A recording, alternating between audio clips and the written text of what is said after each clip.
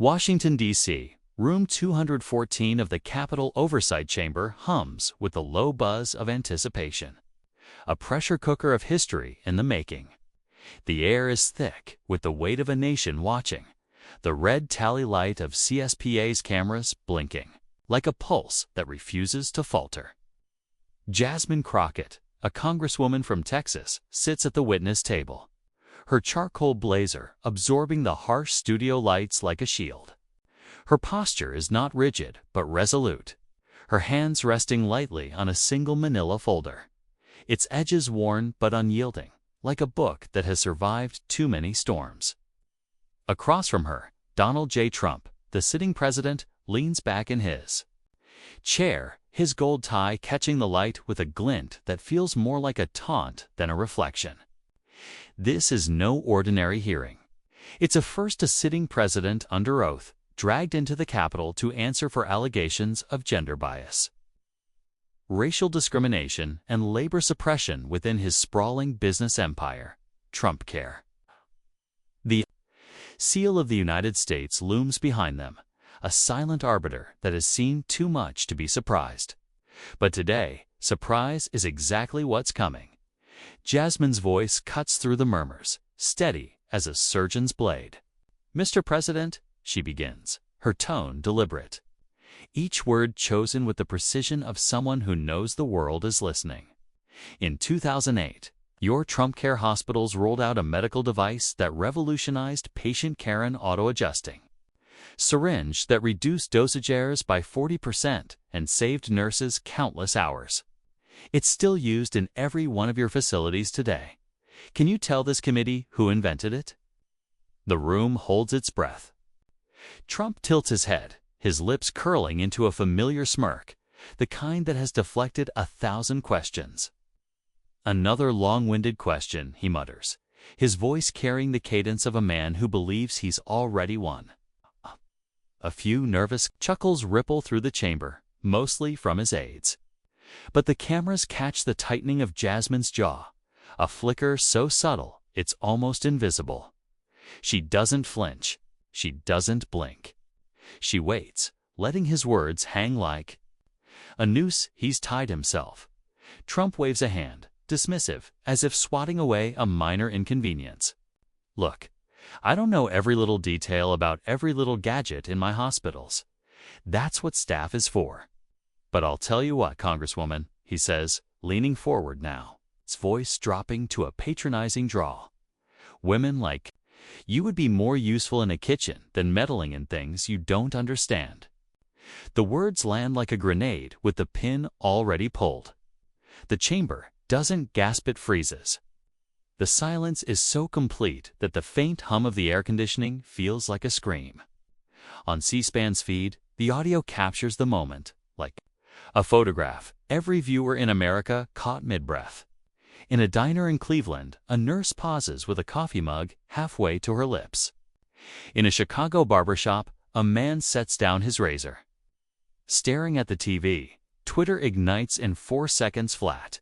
The hashtag #KitchenGate, born before Trump's smirk can even fade. But Jasmine doesn't move. Her eyes, dark and unyielding, stay locked. On him, not with anger, but with something far more dangerous: calculation. For 6 agonizing seconds, the nation watches her stillness. Trump chuckles, mistaking her silence for surrender.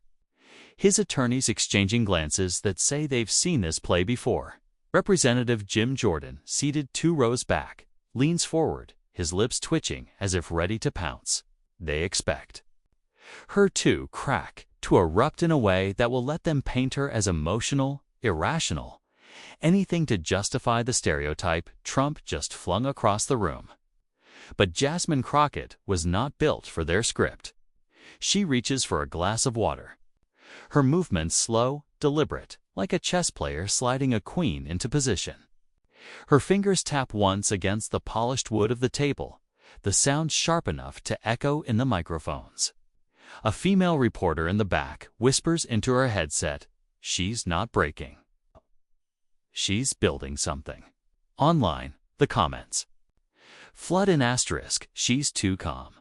She's going to destroy him. Asterisk, and beside her, that manila folder sits like a loaded gun.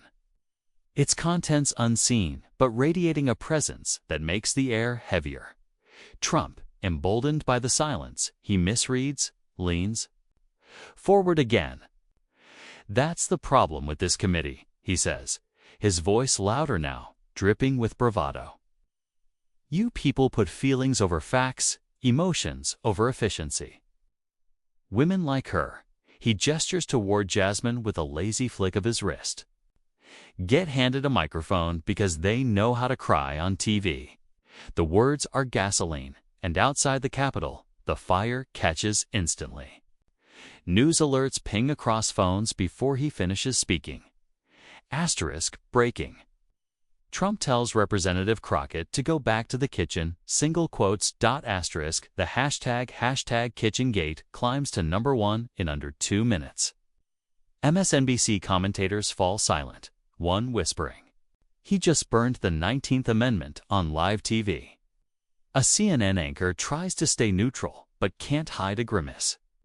Even a Fox News host hesitates, his co-anchor raising an eyebrow as if to say, asterisk, really? But Jasmine remains a statue. Her pen hovers over a legal pad, unmoving, her breath slow and steady. Then, a flicker, her fingers curl around the pen, not to write, but to anchor herself. Her knuckles tighten, not from fear, but from focus. In that moment, her mind isn't in the chamber. It's in a cramped Chicago apartment, 1995. The smell of antiseptic and burnt coffee lingering in the air. She's 8 years old again, sitting at a wobbly kitchen table, watching her mother. Evelyn Crockett, sketch on scraps of paper under a flickering bulb. Evelyn, a nurse working double shifts at a public hospital, is hunched over, her hands calloused from years of handling needles and cleaning bedpans. She's drawing something, a syringe with a rotating dial, a mechanism to adjust dosage automatically, sparing nurses the agony of manual calculations during chaotic shifts. This, Evelyn once whispered to Jasmine, her voice soft but fierce, is for the ones who don't have time to make mistakes. Jasmine remembers the way her mother's hands moved, steady despite the exhaustion, tracing lines with a pencil stub she'd sharpened with a kitchen knife. She remembers the burns on Evelyn's fingers from testing prototypes, the way she'd wince but keep working, soldering bits of metal scavenged from a broken IV stand. "You build with what they give you," Evelyn said, "and they never give." U.S. much. Jasmine remembers the hope in her mother's eyes when she mailed her first patent application, using grocery money to cover the fee, and the silence that followed, rejections piling up like unpaid bills, each one a variation of insufficient or not viable. But Evelyn kept revising, kept building, kept believing, even when the world didn't, single quotes, back in the chamber. Jasmine's eyes shift, not to Trump, but to the folder. She blinks once, slowly, then leans forward, adjusting her microphone with the care of someone unsheathing a blade. Her voice, when it comes, is low, clear, and sharp enough to cut glass. "Since we're talking about kitchens, Mr. President," she says, her gaze never wavering, "let me introduce you to a tool your hospitals depended on for 15 years. Trump's smirk falters, a flicker of confusion crossing his face. Jasmine reaches for the folder, her movements unhurried, and pulls out a single document. Its edges faintly yellowed, but stamped with the unmistakable seal of the U.S. Patent Office. She places it on the table with the reverence of someone laying down evidence in a murder trial. The camera zooms in. Evelyn Crockett, 2007, U.S. Patent 7892J. The name lands like a thunderclap. Across America, viewers lean closer to their screens. Living rooms, hospital waiting rooms, community centers, and dive bars all freeze in unison. Jasmine's voice doesn't rise. It doesn't need to. My mother, Evelyn Crockett, invented the auto-adjusting syringe your TrumpCare hospitals branded as precision. She built it with her hands, her mind, and her heart, while raising me and working 2 jobs in a Chicago hospital. The room exhales, a collective breath that feels like the prelude to a storm. Trump shifts in his seat, a twitch in his jaw betraying the first crack in his armor. Jasmine turns the document toward the cameras, letting the patent number glow. Under the lights, your hospitals made millions off her invention. She continues, her voice steady but laced with steel. Every nurse in your facilities used it to save lives. But you didn't just use her work, you erased her name. Gasps ripple through the chamber, soft but sharp, like sparks on kindling. Reporters scribble furiously, one senator whispering to an aide, "Is this verified?" Staffers scramble to cross-check the patent online. It takes 20 seconds to confirm the record is real, public, and undeniable. On split-screen broadcasts, Jasmine's face is calm, resolute, while Trump's smile fades like ink in water. Twitter erupts again. Hashtag Evelyn built this trends alongside hashtag name her. A retired nurse in Philadelphia posts a shaky video, holding an old TrumpCare syringe, tears streaming as she says, "I use this every shift for a decade." I never knew it was hers. Jasmine slides the folder closer to the edge of the table, not as a gesture of surrender, but as a warning. "You didn't just take her invention," she says, her eyes locking onto Trump's. "You buried her identity. You made sure her name, her race, and her story never saw the light of day. Not for credit, not for dignity, not even for memory." Trump opens his mouth to interrupt, but the C-SPAN feed prioritizes Jasmine's microphone. And for the first time, his voice is silenced. She doesn't look away, not as a politician, but as a daughter reclaiming a stolen legacy. "This wasn't an oversight," she says, her words slicing through the room. "This was intentional. A non-disclosure agreement signed in 2007 ensured my mother's name would never be spoken. Clause 4C, to be exact, prohibited any mention of her identity, her race, her gender, her existence." She holds up a second document, a crisp printout of the NDA, highlighted in yellow. The camera catches the text, asterisk, "under no circumstances shall the source or demographic identity of said inventor be made public." Asterisk, the chamber doesn't gasp this time, it chokes. Legal aides exchange glances, their faces tightening. A CNN chyron updates mid-broadcast. TrumpCare NDA erased Black inventor's identity. A law professor in Seattle pauses her lecture to rewind the stream. Jasmine's voice sharpens, not with anger, but with precision. This clause wasn't about protecting trade secrets.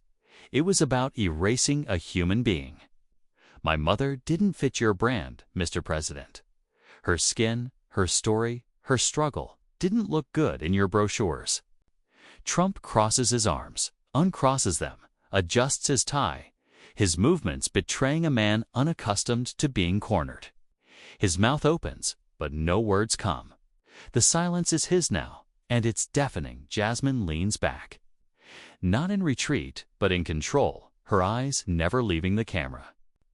"You didn't just silence my mother," she says, her voice dropping to a tone that feels like a verdict. "You censored her race. You made sure the world saw your name, not hers." The weight of her words lands like a slow-motion collision. A senator in the back closes his notebook as if the argument is over. A young intern mouths, "This is history," to no one in particular. Across the country, people aren't just watching, they're remembering. Every time they were overlooked, diminished, erased. Every time someone powerful decided their story didn't fit the frame. Jasmine doesn't raise her voice. She doesn't need to. The truth is loud enough, but she's not done. She reaches into her blazer and pulls out a third document, a printed email. It's time-stamp faded, but still legible. October 12, 2008. "This," she says, holding it up, "is an internal memo from your TrumpCare procurement team. It says, and, I quote, per Mr. Trump's directive, ensure no reference to the Inventors' demographic profile. It could devalue the brand's premium image. Signed by your Chief Operating Officer. With your initials, Mr. President. The room feels like it's shrinking, the walls closing in on Trump's silence. The email, uncovered by a former staffer who couldn't live with the guilt, is the final nail. Jasmine places it beside the patent, the NDA, and the syringe prototype. She's brought a small, unassuming device that looks nothing like luxury, but everything like genius. My mother built this, she says, her voice steady but burning. She built it with her hands, her heart, and her hope. And you built an empire on it while making sure no one knew her name. The chamber is a graveyard of stunned faces. Trump's attorneys whisper furiously, but he sits still, his eyes narrowed, his smirk gone. Outside, the world is catching fire. Hashtag Evelyn built. This surges to 10 million mentions. Nurses post photos of the syringe. Chefs share stories of their own mother's uncredited inventions, and teachers pause classes to discuss what it means to be erased. Jasmine closes the folder, not with a slam, but with a quiet finality. You thought you could bury her, she says, her voice barely above a whisper.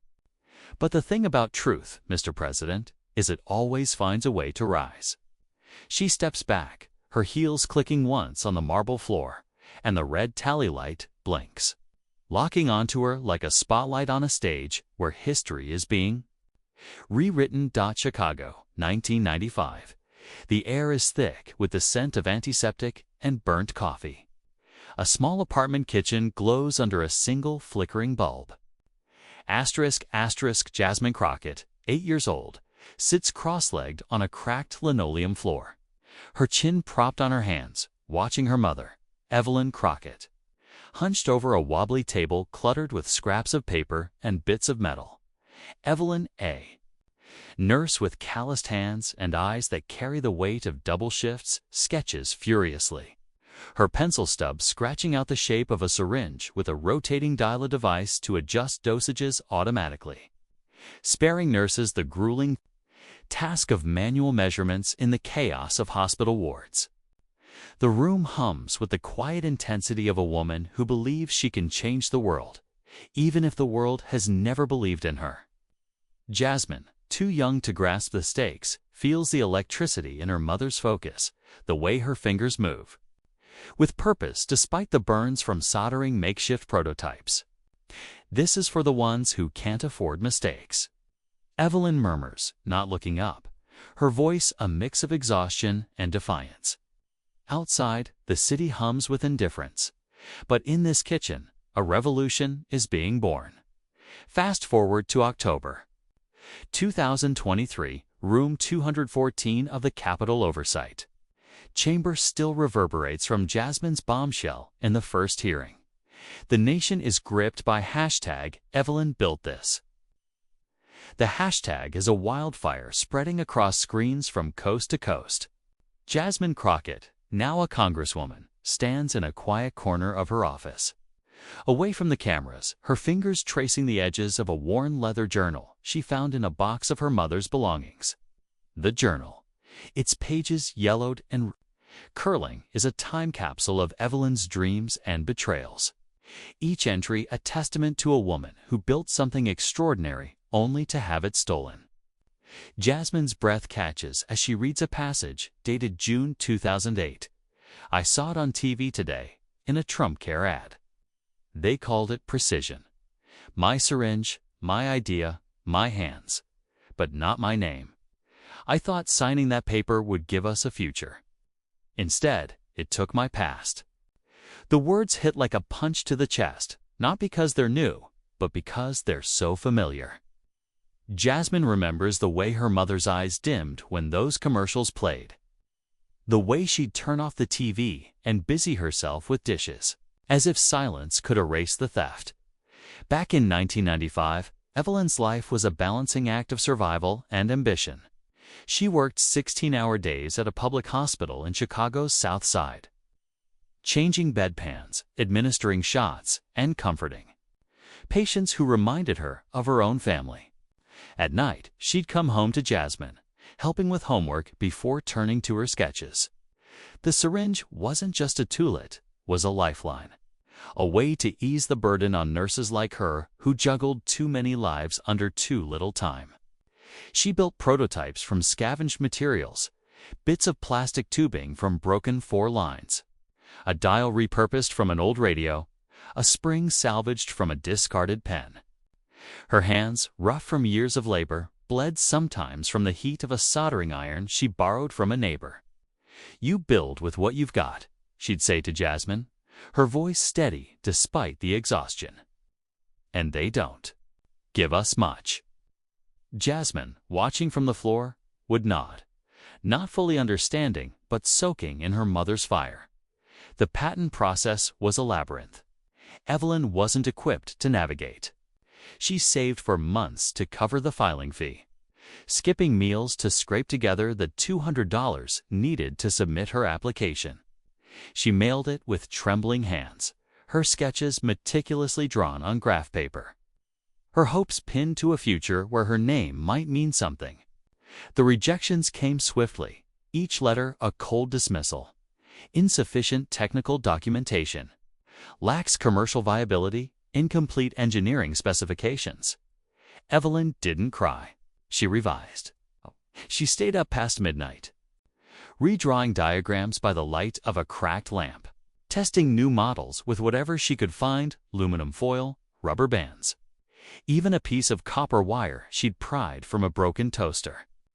She traded a week's worth of grocery money for an hour with a community college engineering student who helped her refine the design. "It's for people like us," she told Jasmine, her voice soft but fierce. "The ones who keep the world running but never get seen." In 2007, a glimmer of hope arrived. A representative from a medical supply company, a subsidiary of TrumpCare, called Evelyn after seeing her prototype through a local hospital supplier. The man's voice was smooth, practiced, offering $15,000 for the rights to her syringe. Fortune for a single mother whose rent was always late. "Our client sees potential," he said, avoiding the name TrumpCare at first. "We'd like to scale it for national distribution." Evelyn's heart raced, not with greed, but with the possibility of security for Jasmine, who had outgrown her shoes, and for her mother, who needed heart surgery. The contract arrived the next day, 3 pages of dense legal text. Evelyn read it under the kitchen light, her finger tracing the words non-disclosure agreement and a clause that chilled her. "Client reserves the right to omit all identifying information of the inventor in marketing materials." She hesitated, her pen hovering over the signature line. "What's more important?" she whispered to herself. "Credit or keeping us alive?" She signed. The money came, the surgery happened, but the silence that followed was heavier than any check. By 2008, Evelyn's syringe was in every TrumpCare hospital, sleekly rebranded as the TrumpCare Precision Syringe. It appeared in glossy brochures, TV ads, and medical trade shows, praised for reducing errors and boosting efficiency. Nurses across the country marveled at its simplicity, unaware of the woman who built it on a kitchen table. Evelyn watched the commercials in silence, her lips tight, her hands slower than they used to be. She called the supplier once, twice, leaving voicemails that went unanswered. The company's mailbox was always full. She tried writing a letter, her handwriting shaky but clear. "I just want my name on it, for my daughter's sake." No response came. When she saw her syringe in a TrumpCare catalog credited to internal R&D, something in her broke, not loudly, but quietly. Like a crack in a foundation, no one notices until the house falls. Jasmine, now in her office, in 2023, closes the journal, her fingers lingering on the final entry. "I don't need money. I just want them to know I made it." Her eyes burn, not with tears, but with resolve. She knows the hearing isn't just about her mother. It's about every woman whose genius was buried under someone else's name. She reaches out to Martha Jones, a retired nurse who worked at a TrumpCare hospital in New York for 2 decades. Martha, her voice trembling over the phone, agrees to meet. In a small coffee shop in Baltimore, she hands Jasmine a dusty box containing an old syringe, its patent number faintly etched, US 7892J. "We use this every day," Martha says, her eyes distant. "It saved lives, saved time. They told us it was Trump's tech, like everything else in that place. I never knew it. Came from someone like me." Jasmine holds the syringe, its weight heavier than its size suggests, and feels her mother's hands in its curves. The second hearing, a week after the first, is electric with anticipation. The chamber is packed, standing room only, the air thick, with the scent of coffee and tension. Jasmine steps to the podium, the journal in one hand, the syringe in the other. The red tally light blinks, and she begins, her voice steady but carrying the weight of 20 years. "My mother, Evelyn Crockett, didn't just invent a tool," she says, holding up the syringe. "She invented a way to save lives. And she did it while raising me, while working 16-hour shifts, while believing the world might one day see her." She opens the journal, its pages crinkling in the microphone. This is what she wrote the day she saw her syringe on TV, branded, "As TrumpCare's triumph, they took my child. That's what it feels like. I built it, and they gave it someone else's name." The room is silent, not the stunned silence of shock, but the reverent kind. Like a congregation hearing a truth too long unspoken, Jasmine reads another passage. Her voice unwavering. "I don't need money. I just want them to know I made it." The words ripple through the chamber, through the airwaves, into homes and hospitals across the country. A nurse in Atlanta pauses mid-shift, her hands trembling. As she watches the live stream, a teacher in Denver stops her class, projecting the hearing on a whiteboard. Twitter surges with hashtag name Evelyn, posts flooding in from nurses, mothers, daughters, all sharing stories of uncredited work, of genius dismissed, of names erased. Jasmine sets the journal down and holds up the syringe, its dial catching the light. Like a beacon, "This wasn't just a tool," she says. "This was my mother's legacy. And you, Mr. President, made sure it was buried." Trump, seated across the room, shifts uncomfortably, his fingers drumming on the table. His attorneys whisper, but he waves them off, his face a mask of defiance. "This is all speculation," he says, his voice loud but less certain than before. "I run businesses, not history lessons. There was an NDA, it was standard procedure. Everyone signs them." The room stirs, but Jasmine doesn't flinch. She pulls out another document, a photocopy of the NDA, and reads aloud. Clause 4C. The client reserves the right to omit all identifying information, including race, gender, and background of the inventor. This wasn't standard, Mr. President. This was targeted. She pauses, letting the words sink in. You didn't just want her invention. You wanted her gone. The chamber feels smaller now, the walls pressing in on Trump's silence. A senator in the back leans forward, her pen frozen mid-note. A reporter types so fast her laptop fan wears audibly. Jasmine continues, her voice a blade honed by years of watching her mother's quiet pain. My mother signed that NDA because she needed to save her mother's life. She didn't know it would cost her own. She holds up the journal again, flipping to a dog-eared page. She wrote this in 2010.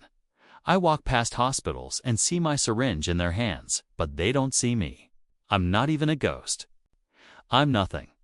The words land like a verdict, and for the first time, Trump's eyes flicker away, unable to meet hers. Outside, the world is waking up. Nurses begin posting videos, holding up the TrumpCare syringe, their voices cracking as they say, This was Evelyn's. A medical student in Miami starts a petition to rename the device the Crockett syringe. In a hospital cafeteria in Seattle, a group of nurses stands in silence, holding syringes aloft like candles at a vigil. Jasmine, unaware of the wildfire she sparked, closes the journal with a soft thud. "My mother didn't just lose her invention," she says, her eyes locking onto the camera. Speaking not to Trump, but to the millions watching, she lost her voice, but I'm here to give it back. The hearing adjourns, but the story doesn't. Clips of Jasmine's speech dominate every platform. From TikTok to CNN, a retired doctor in Texas posts a photo of the syringe, captioned, "I trained with this in 2009. I owe Evelyn an apology." A mother in Georgia writes, "My daughter wants to be a nurse because of Evelyn." The hashtag name Evelyn climbs to 12 million mentions by nightfall. Jasmine, back in her office, sits alone, the journal open in front of her. She traces her mother's handwriting, feeling the weight of a promise kept but a battle far from over. She knows the next hearing will be harder, that Trump's team will come prepared, that the truth is only as strong as the hands willing to hold it up in a quiet moment. She opens the box Martha gave her, pulling out the syringe prototype. It's not sleek like the ones in hospitals, sits rough, handmade, the dial slightly uneven from Evelyn's soldering. Jasmine holds it to the light, seeing her mother's fingerprints in the metal. She whispers, almost to herself, "You didn't just build this, Mama. You built me." The red tally light is off now, but the world is still watching, waiting for the next chapter in a story that's only just begun. Asterisk, asterisk. NorahStories, where truth finds its voice. Asterisk, asterisk. October 2024. The marble steps of the U.S. Capitol gleam under a late autumn sun, the air crisp with the promise of change. Jasmine Crockett stands at a podium, her silhouette framed against the dome's white expanse, a flag rippling softly behind her. In her hands, she holds a document sealed with a gold embossed emblem, its title stark and unyielding: The Evelyn Act. The crowd before her, journalists, nurses, students, and family, stands in a hush that feels more like reverence than anticipation. It's been 374 days since Jasmine first faced Donald Trump in room 214. Since she laid bare the theft of her mother's legacy, since the nation learned the name Evelyn Crockett. Now, that name is etched into law. A federal mandate to protect minority inventors from the erasures of non-disclosure agreements, corporate branding, and systemic omission. Jasmine's face is calm, her eyes steady, but her heart thrums with the weight of a victory that feels both final and unfinished. She doesn't smile. She breathes, as if her mother's spirit is woven into the ink of the page she holds. The world watches, not just for what's been won, but for what's still at stake. The journey to this moment has been a crucible. After the second hearing, where Jasmine read her mother's journal aloud, the nation didn't just react, did. Rose. The hashtag name Evelyn became a movement. A rallying cry for every unsung innovator whose work had been buried under someone else's name. Nurses posted videos holding up the TrumpCare syringe, their voices trembling with pride and fury. "This was Evelyn's," one said, her hand steady as she showed the patent number to the camera. Teachers incorporated Evelyn's story into lesson plans, and churches printed her name in Sunday bulletins. In a small Ohio town, a quilting circle sewed Evelyn Crockett into the hems of hospital gowns, a quiet act of defiance. But Jasmine knew the fight was far from over. Trump's empire, battered but unbowed, pushed back. His legal team filed a $200 million defamation suit, claiming the hearings had maliciously misrepresented TrumpCare's contracts. The nation held its breath, waiting to see if truth could outlast power. In the months following, Jasmine led a bipartisan task force. A coalition of lawmakers, researchers, Ts, and civil rights lawyers determined to unearth the names of other inventors erased by corporate greed. The task force's office in D.C. was a hive of activity, its walls lined with whiteboards covered in patent numbers, names, and timelines. Volunteers, law students, data analysts, even to retired patent attorneys worked late into the night, fueled by coffee and a shared fury. They sifted through thousands of documents, PDFs from TrumpCare's archives, scanned invoices, shipping logs, and internal memos with fields suspiciously blank. A pattern emerged, chilling in its clarity. Of 1,247 products reviewed from TrumpCare's portfolio between 2001 and 2012, 412 had no listed inventor, cross-referenced with U.S. Patent Office records. These unattributed innovations told a different story. 89% were linked to minority inventors: Black, Latina, Asian, overwhelmingly female. The numbers weren't just data. They were a graveyard of stolen legacies. Jasmine stood before the task force one evening, her sleeves rolled up, a dry yay race marker in hand. She drew a circle around a name, Maria Alvarez, 2005 U.S. Patent 6723L*. A collapsible for stand used in every TrumpCare emergency room. Next to it, another Dr. Priya Sharma, 2009 U.S. Patent 8914M*. A voice-activated patient monitor credited to TrumpCare R&D. The list grew, each name a spark waiting to ignite. "This isn't just about my mother," Jasmine told the room, her voice low but resolute. "It's about every hand that built something and was told it didn't belong." The team nodded, their eyes reflecting the same fire. They worked faster, cross-referencing patents, contacting families, piecing together stories that had been deliberately dismantled. The third hearing, held in September 2024, was a reckoning. Room 214 overflowed with spectators, the air heavy with expectation. Jasmine entered, carrying a single hard drive, its 1 terabyte containing the task force's findings, a digital monument to the erased. The chamber's lights felt brighter, the seal of the United States behind the witness table looming larger, as if it, too, demanded answers. Jasmine took her place at the podium, her charcoal suit replaced by a deep burgundy blazer, its color a quiet nod to her mother's favorite shade. She began, her voice steady but carrying the weight of 1,000 untold stories. "Today, we present evidence of systemic theft," she said, plugging the hard drive into the chamber's projector system.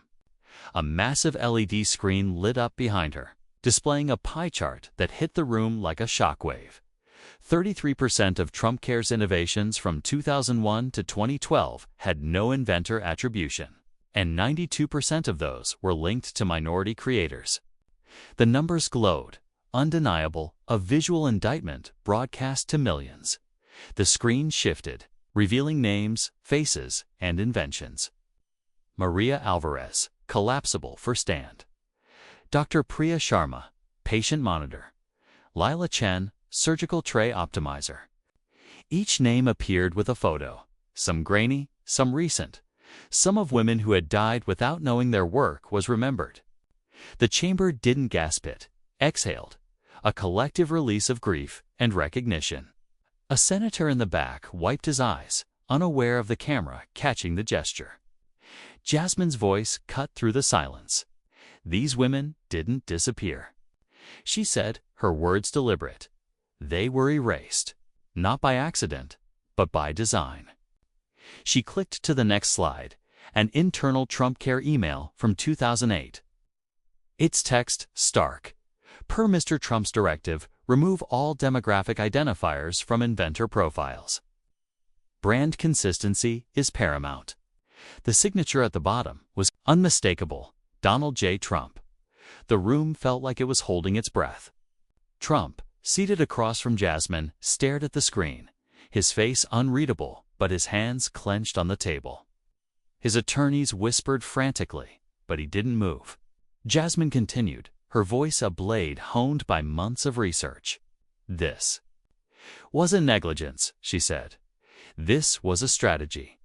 A strategy to rewrite history so it reflected only one face, one name, one story. She paused, letting the weight settle. But history doesn't belong to you, Mr. President. It belongs to them. The screen flashed again, showing a photo of Evelyn Crockett, smiling in her nurse's uniform, holding a prototype syringe.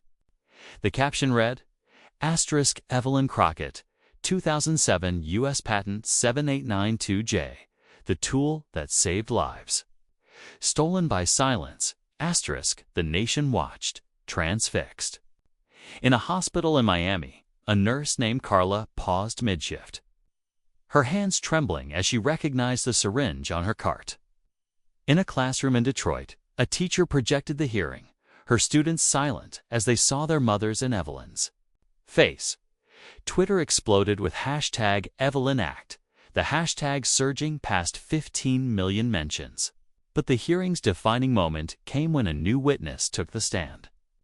James Carter, a former TrumpCare executive, now retired, walked slowly to the microphone, his hands shaking but his eyes clear. He wasn't a politician or a lawyer, just a man who had carried a secret for too long. I was there in 2008, he began, his voice thin but steady. I was in the room when Mr. Trump saw the syringe prototype. He held it, tested the dial, and nodded. Then he asked who made it. I told him Evelyn Crockett, a black nurse from Chicago, self-funded single mother. Carter paused, his throat catching. He looked at me, then around the room, and said, "Find something whiter. Or make it white." The words hit like a thunderclap. A junior staffer dropped her notepad.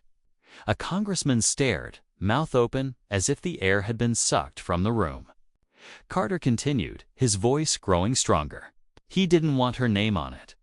Not because of the design, but because of her. Legal was told to draft a clause for seat, to erase her identity. It wasn't standard. It was specific. Jasmine stood silently, her hands gripping the podium, not from anger, but from the weight of vindication. Carter looked at her, his eyes wet. I should have said something then. The chamber didn't applaud, it mourned, the silence heavy with the realization of how many stories had been buried. Jasmine stepped forward, holding up a small, worn syringe, Evelyn's original prototype, its dial slightly uneven, its grip marked by her mother's fingerprints. "This is what my mother built," she said, her voice low but resonant.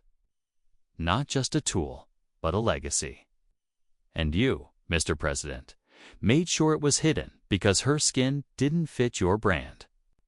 She placed the syringe on a clear stand, its patent number catching the light, US 7892J. The camera zoomed in, broadcasting the image to millions. A nurse in Los Angeles posted a photo of herself holding the same syringe, captioned, "I used Evelyn's work every day. I'm saying her name now." A medical student in Atlanta started a petition to rename the device the Crockett syringe, gathering 100,000 signatures in hours. Trump's defamation suit came days later, a desperate attempt to claw back control. The 17-page complaint accused Jasmine of orchestrating a smear campaign to damage TrumpCare's legacy. But the courtroom, a small federal chamber in D.C., was no match for the truth. The judge, a woman with steel gray hair and a nonsense demeanor, reviewed the evidence, patents, emails, Carter's testimony, and dismissed the case in 10 minutes. "Factual substantiation and protected congressional speech," she said, her gavel falling like a hammer on Trump's silence. He left through a back exit, his face a mask of fury, offering no comment to the swarm of reporters. The dismissal trended on TikTok with the caption, "12 minutes to freedom," and editorials called it the end of legacy laundering. The New York Times wrote, "When truth speaks, power doesn't get to rewrite the story." The Evelyn Act was passed unanimously. On October 15, 2024, a rare moment of bipartisan unity. It established an office to audit patent archives, mandated restitution for erased inventors, and banned NDAs that suppressed demographic identities.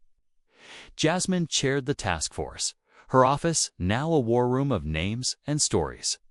But the true victory came a week later at the National Museum of Medical History. Under cherry blossoms in bloom, a crowd gathered for Evelyn Crockett's posthumous induction as Inventor of the Decade. Jasmine stepped to the podium, holding her mother's original blueprint, drawn on the back of a hospital supply list. She didn't frame it or seal it in glass. She placed it gently in a display case, next to a photo of Evelyn smiling in her nurse's uniform. "My mother didn't want a statue," Jasmine said, her voice steady but soft. She wanted the truth to outlive the lie. The crowd didn't clap loudly, ignored her in silence, the kind that follows a truth too big for words.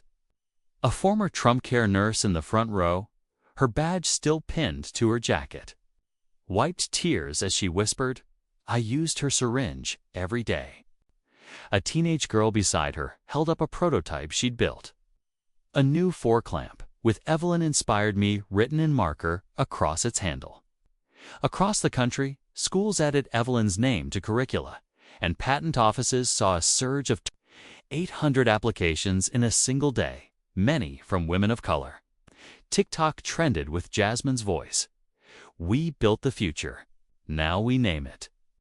Jasmine returned to her mother's Chicago apartment that evening, the air still carrying the faint scent of antiseptic and lavender. The kitchen table, scarred from years of sketches and soldering, stood unchanged. She placed the museum's recognition medal beside Evelyn's old syringe, its dial worn but intact. Next to it, she set a faded photo of her mother, holding a wrench like a scepter, her smile defiant. Jasmine didn't cry. She nodded, as if answering a question only the photo could ask. "We brought it home, Mama," she whispered. Then she turned, facing an imaginary camera, her voice clear and unyielding. "This isn't about one woman. It's about every hand that built something and was told it didn't belong." Say there. Names, the movement wasn't over. The Evelyn Act was law, but the task force's work continued, unearthing more names, more stories. Jasmine knew each one was a spark, and the fire was spreading. In a hospital in Seattle, a nurse carved Evelyn into her syringe's handle. In a classroom in Houston, a girl sketched her invention, whispering, "This one's for you." The question now wasn't whether Evelyn's name would live, it was how many more were still buried, waiting for a daughter to speak, where truth finds its way. Asterisk, asterisk. What does Evelyn's story mean to you? Share your thoughts in the comments. Like, subscribe, and hit the bell to join us in uncovering the voices history tried to silence. The truth doesn't stay buried, only waits for someone to stand.